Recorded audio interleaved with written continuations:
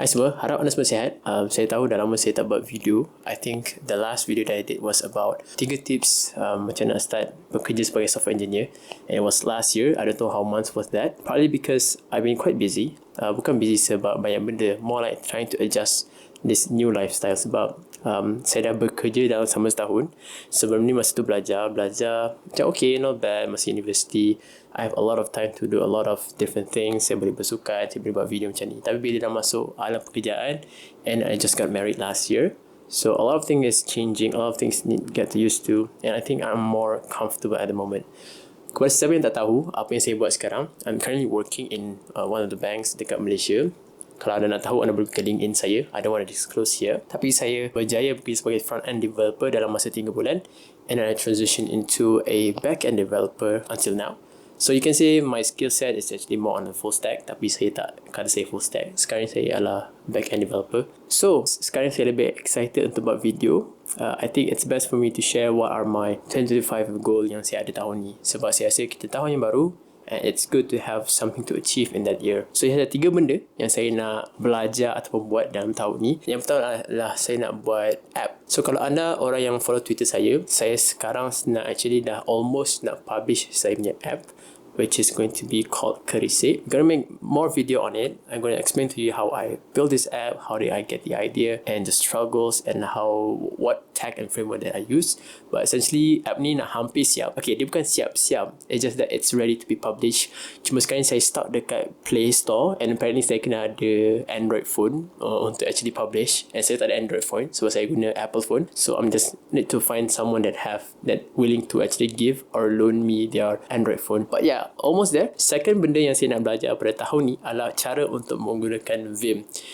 Saya lupa Vim stands for what. Tapi untuk anda yang tak tahu apa tu Vim, Vim is actually a text editor. Dia macam Visual Studio Code, dia macam Nano, kalau anda pernah dengar. Tapi it's quite interesting in some way. Sebab the idea of using Vim is to make sure that your hands, tangan awak, sentiasa berada dekat keyboard sahaja.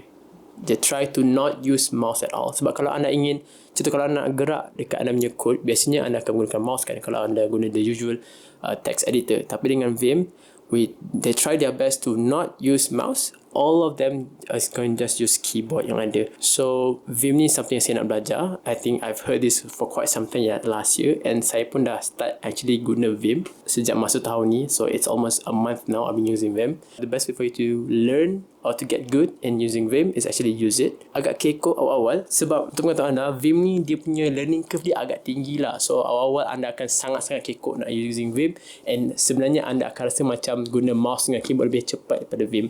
And which is benda yang betul lah, sebab bagi saya masa awal-awal saya start guna Vim, using keyboard and mouse is actually much more faster compared to just using the keyboard. Tapi saya tengok dekat internet, saya tengok banyak orang yang guna Vim mengatakan bahawa once you get used to Vim, it's actually much more faster. So something yang saya akan cuba untuk guna selama setahun ni and see at the end of this year how is it looks like using Vim. Third sekali, yang terakhir apa yang saya nak belajar, this is more on the soft skill side of not really technical, is actually belajar macam nak delegate task pada your colleague.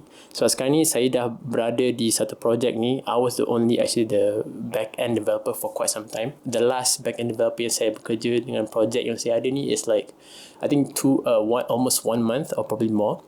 And a new backend developer is going to join. She's not junior. She's actually much more experienced than me.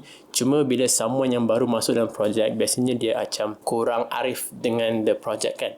And usually people yang dah lama dalam project tu yang kena ajar. So walaupun saya ni, I would say a junior developer, tapi sebabkan saya lebih tahu the code architecture, macam mana satu implement and the features tu berlaku, I think I have to guide her on how to actually traverse the code and understand the architecture that we've been using for quite some time. So it's something I want to learn. It's a bit difficult sebab I found at this point, sebab saya dah kerja setahun, it's much easier to work on your own. Tapi macam your production atau your software development speed is much more slower kalau anda buat seorang lah. Tapi kalau anda gagal untuk bekerjasama dengan orang lain, your software development speed can be much more worse than kalau anda kerja seorang. So it's something that I want to learn. Harapnya saya akan dapat biasakan untuk buat kerja saya and also being able to actually help and supervise my other colleague. I've done talking about what I want to do for 2025, and kalau anda pun ada the things that you want to achieve atau benda yang anda ingin buat, share dekat komen di bawah. Saya nak tahu sebab I think it's quite interesting to know what are other people punya target goals untuk tahun 2025, especially dalam computer science field, software ke atau apa, data science dan sebagainya. Pada siapa yang tertanya apakah direction untuk YouTube video, untuk YouTube channel saya sebenarnya, I've been thinking this since in early this year. Sebab sebenarnya kalau anda perasan, saya dah release beberapa video berkenaan playlist belajar HTML dalam bahasa Melayu. It's going to have 6 videos on it. Check it out. I try my best to make a really good video because this is like my first tutorial video after quite some time. Tapi sebenarnya moving forward, I'm probably going to stop. Saya akan berhenti sekejap membuat tutorial video yang panjang. Hal ini kerana bila saya nak buat tutorial video yang panjang, it actually require a lot of effort on my side, trying to make sure that apa yang saya ajar itu betul and benda yang saya ajar tu actually boleh dipelajari oleh anda semua. And bila saya kena buat satu video yang panjang-panjang banyak-banyak, it actually consume me a lot of time and saya tak dapat nak buat macam banyak video yang one shot. So I'm going to stop it a bit and saya akan pivot saya punya YouTube channel kepada video-video lebih kepada one shot macam ni. Macam video ni, saya tak perlu ada kesinambungan video yang lain. So, video-video yang saya akan buat lebih banyak lepas ni adalah video macam perkongsian apa yang saya belajar, apa yang menarik. Ataupun kalau ada komen-komen YouTube di bawah yang bertanyakan soalan, and kalau saya rasa soalan tu macam menarik and boleh dibuatkan satu video, saya akan buat. Dan apa-apa video yang saya rasa macam boleh dalam bentukkan dalam satu one-shot video yang tak perlu ada kesinambungan. So, itulah the direction of this YouTube channel. And I really want to share more on, working as a software engineer, especially dekat Malaysia ni. So saya rasa macam sekarang ni banyak orang dah start untuk belajar sains komputer. We should have someone, at least anyone here, yang willing to share their experience supaya orang lain boleh ikut and probably learn something and we can grow together. So I'm really happy to be back in YouTube again and tak sabar untuk buat lagi banyak YouTube video berkongsikan tentang pengalaman saya dan apa yang saya tahu. Baiklah, itu saja daripada saya. Jumpa anda di video yang seterusnya. Assalamualaikum dan bye.